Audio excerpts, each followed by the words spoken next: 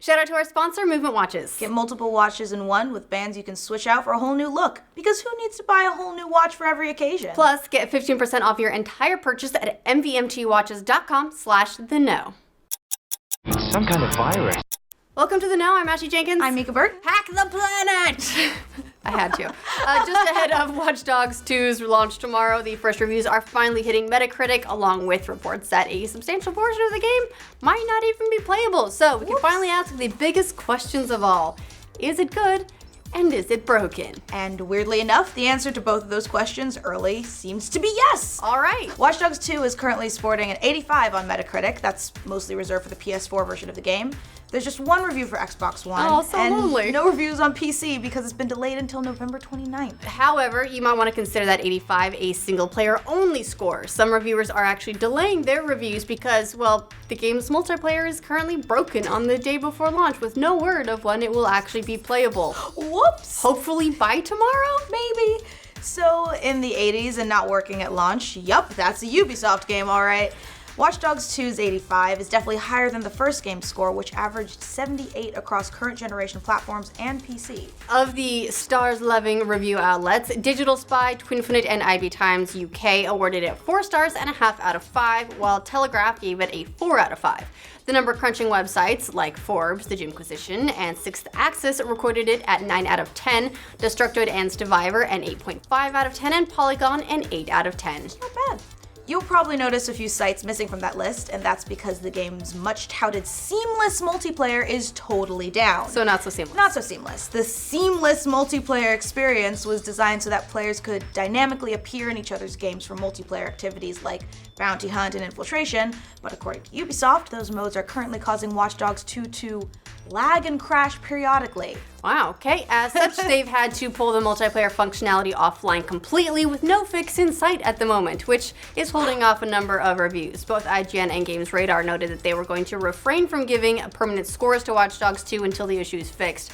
IGN did, however, award it a temporary score of 6.5 since half the game isn't even working. Rest in peace.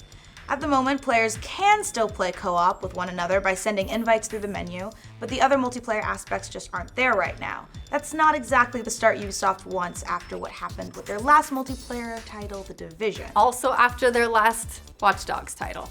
But Watch Dogs. Right, the show must go on, and here's what people are saying who did pull the trigger on their reviews despite not playing much multiplayer. The general consensus is that Watch Dogs 2's single player is what the first game should have been. It's more fun, has a fantastic open world, likable characters, imagine that, and plenty of stuff to do. That's no doubt welcome news for fans who saw potential in the original but wished it had done more. And by and large, reviewers agree that Watch Dogs 2 improves on nearly every aspect of its 2014's original attempt. Thank you. Telegraph said in its review that Watch Dogs 2 does a great job of responding to the first game's criticisms, writing, "The opening alone shows that developer Ubisoft Montreal has listened to criticisms of the series' debut, and this improvement in tone and character bleeds through to the supporting cast and the world too. It's a game that's difficult to dislike." Oh. Don't worry, I'll bet some people will manage it. A big part of that is the game's open world of San Francisco, which is more alive and, fun this time around. Games Radar dished out some praise for Watch Dogs 2's setting, writing, "This playground is rich in depth and detail. Its world vivid and vibrant, offering sharp social commentary, myriad famous landmarks to explore, and a sizable array of differing missions and quests." Yeah, just about every review mentions that San Francisco is easily the star of Watch Dogs 2, especially compared to Ubisoft's drab take on Chicago the first time around. In addition to having personality and plenty to do, Ubisoft manages to balance the game so it doesn't just bombard you. Polygon stated, importantly, Watch Dogs 2 pulls back just a teensy bit from the fill the map with icons approach to open world gameplay that has come to define publisher Ubisoft's stable open world titles.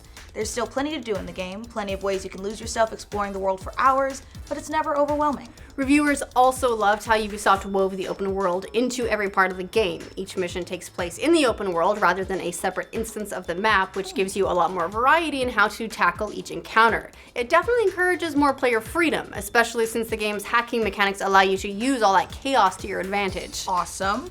And those mechanics have gotten a serious upgrade in the sequel. Watch Dogs 2 allows you to hack just about everything in the world and chain together exploits for maximum carnage. It's historical. Reviewers say it's especially rewarding for anyone who prefers the non-lethal playthroughs. which makes sense. Hey, that's some of us. Sure, okay. Which makes sense because it's actually canon that the game's main character Marcus doesn't kill anybody, since he's trying to clear his name of a crime. Totally lame in my opinion. Nah, I think it's nice to not kill people. He's a hacker, not a soldier of fortune. Forbes said Watch Dogs 2 purposefully focuses much more on hacking than its predecessor. Probably 9/10 of the unlockable skills in the game have to do with hacking, not open combat. And between hacks, a stun gun, and a billiard ball on a bungee cord, which is Marcus's melee weapon, you finally can play this game focusing mainly on stealth and non-lethal takedowns. Or billiard-based takedowns, I guess. I'll admit that sounds pretty cool. The biggest hits among the new tools were the quadcopter drone and remote control car, which give you an infinite number of options and a better way to survey every situation. In addition to improvements to both the hacking and the open world, the reviews also celebrated the game's writing. It's a lot more fun with more vibrant characters and feels more like GTA in how it lampoons modern culture, specifically San Francisco and the tech community, which, let's be honest, is ripe for satire. One mission has you breaking into Invite, which is a stand-in for Facebook. Oh no. Another mission has you breaking into Ubisoft's office to leak a video game trailer for an unannounced Ubisoft game. When life imitates art, which imitates life. Right, well, I mean, Ubisoft has done that before with Abstergo. That's practically just Ubisoft at this point, right? Very true. And that personality is most apparent in the main character of Marcus Holloway. Jim Sterling writes, Marcus is the first clue that Watch Dogs 2 will be an entertaining romp. He's not a generic Ubisoft protagonist, avenging yet another dead family member. He's positioned as a strong part of a hacker culture with the ability to crack a smile. He's a pop culture nerd, a cocky asshole, and overly idealistic hacktivist. In short, he's the exact kind of protagonist Watch Dogs needed from the start. Yeah, I hate it when people have dead family. It did make Aiden Pierce really boring, though. He was a very one-note character, so it's nice to have it change. Everybody in Ubisoft does have dead family. Yeah. Oh my god. I mean, look, revenge is a powerful motivator. Clearly. There are, of course, some downsides to the game, as mentioned in a number of reviews. For one, the checkpoint system is ridiculously unforgiving, making you redo basically entire missions if you screw up or die. No. The game was also dinged in a number of reviews for its mission variety, or lack thereof. While the game itself offers numerous ways to take on your problems, the actual missions seem to follow the same basic pattern. Sneak into a building, get past some guards, and reach one or two physical locations to interact with. Another problematic area for the reviewers came via the actual controls, namely Marcus himself, who controls like a, quote, shopping cart, according to Games Radar, with severely underutilized parkour movements, contrary to the game's many marketing materials, actually. However, many reviewers note that the toys more than make up for any of those deficiencies. So, to sum it all up, reviewers say Watch Dogs 2 improves on its predecessor in nearly every way, but most especially in the parts that matter most, the fun factor. San Francisco is a great place to try out all the many tools Ubisoft places at your disposal, and the game feels closer to Grand Theft Auto in terms of tone. But of course, there's still the question of whether or not Ubisoft will ever get that multiplayer fixed and how quickly they can do it after launch. Even though the reviews are sounding pretty good, you might want to hold off if you think multiplayer is something that will be important for your experience. Give them time to fix it, maybe a patch or two. It's fine. It will still be there in a couple of weeks. And at least the single player sounds good. Right. So Yeah. if single player sounds like your thing, you're not interested in Watch Dogs multiplayer, you'll probably be okay. But if it's multiplayer, just wait. You're going to be mad. Chill. So, Gonna be mad. what do you guys think of the early Watch Dogs 2 reviews and the game being partially broken before the launch? Let us know in the comments. For future review roundups of all of your biggest holiday games, like this video and subscribe to The Know. We'll also make plenty of cheeky, snarky remarks about Ubisoft launching broken games. Thanks to Movement Watches for sponsoring this update. Movement watches are made with versatility in mind because you don't want to buy a new watch for every occasion. Nah, that's expensive. You're wearing brown ridiculous. shoes and say you just switch out your metal band for a brown leather band. It's like getting a whole new watch. Bam! I like mine. I got, this is my first adult watch, really, like my grown-up watch. I got like a leather band. I've always had the plastic bands before. See, this may and be rose gold. It's Don't it look like a adult, lady? but it's blue.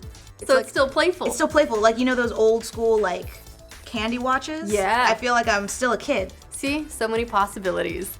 Watches start at $95, but you can get 15% off your entire purchase when you go to mvmtwatches.com/theknow.